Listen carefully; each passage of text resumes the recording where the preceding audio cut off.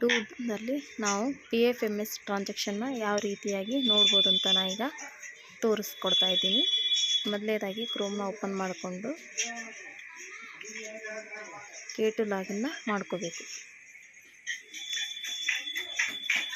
K2 login ಆದಮೇಲೆ ಈ ಥರ ಯೂಸರ್ ಐಡಿ ಪಾಸ್ವರ್ಡನ್ನು ಹಾಕಿ ಇಲ್ಲಿ ಕ್ಯಾಪ್ಚಾನ ಸೆಲೆಕ್ಟ್ ಮಾಡಿಕೊಂಡು ಸಬ್ಮಿಟ್ ಮಾಡಿದರೆ ಈಗ ನಮಗೆ ಈ ರೀತಿಯಾಗಿ ಸ್ಕ್ರೀನ್ ಓಪನ್ ಆಗುತ್ತೆ. ಇದರಲ್ಲಿ DDO ಲಾಗಿನ್ನ ನಾವು ತೊಗೋಬೇಕು.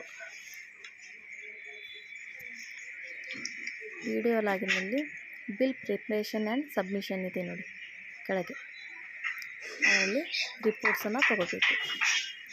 ರಿಪೋರ್ಟ್ಸ್ನಲ್ಲಿ ಕೆಳಗಿದೆ ನೋಡಿ ಇಲ್ಲಿ ಕೆಳಗಿನ ಎರಡನೇದು BS34 ಇದನ್ನು ಓಪನ್ ಮಾಡಿಕೊಂಡು ನಾವೀಗ ಏಪ್ರಿಲಿಂದ ಟ್ರಾನ್ಸಾಕ್ಷನ್ನ ನೋಡಬೇಕಾಗಿರುತ್ತೆ. ಅಂದರೆ ಯಾವ ರೀತಿ ನಾವು ರೆಗ್ಯುಲರ್ನಲ್ಲಿ 62B ನೋಡ್ತೀವಿ ಆ ರೀತಿಯಾಗಿ ಇದು PFMS ಟ್ರಾನ್ಸಾಕ್ಷನ್ನ ನೋಡ್ಬೋದು. 1ನೇ ತಾರೀಕು ಹಾಕ್ತಾಯಿದ್ದೀನಿ. ಇಲ್ಲಿ ಅಪ್ಲೈ ಕೊಡಬೇಕು. ಅಪ್ಲೈ ಕೊಟ್ಟಾದಮೇಲೆ ಇಲ್ಲಿ ಸ್ಕ್ರೀನ್ ಓಪನ್ ಆಗುತ್ತೆ.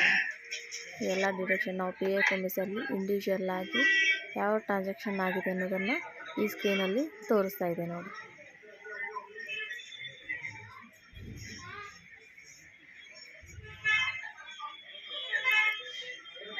ರೆಗ್ಯುಲರ್ ಎಂಪ್ಲಾಯ್ ಆಯಿತು ನಾವು 62B ನೋಡಿದರೆ PFMS ಟ್ರಾನ್ಸಾಕ್ಷನ್ನ ಈ BS034ನಲ್ಲಿ ನಾವು ನೋಡ್ಬೋದು. ಯಾವ ಎಕ್ಸ್ಪೆಂಡಿಚರ್ ಆಗಿದೆ, ಯಾವ ಹೆಡ್ಡು ಏನು, ವೋಚರ್ ನಂಬರು, ಡೇಟು ಇದರಲ್ಲಿ ಎಲ್ಲ ತೋರಿಸುತ್ತೆ. ಎಷ್ಟು ಪೇಜ್ ಆದರೆ ಈಗ 4 ಪೇಜ್ ಇದೆ. ಇಲ್ಲಿ 4 ಪೇಜನ್ನು ತೋರಿಸ್ತಾ ಇದ್ದೀನಿ. Thank you friends.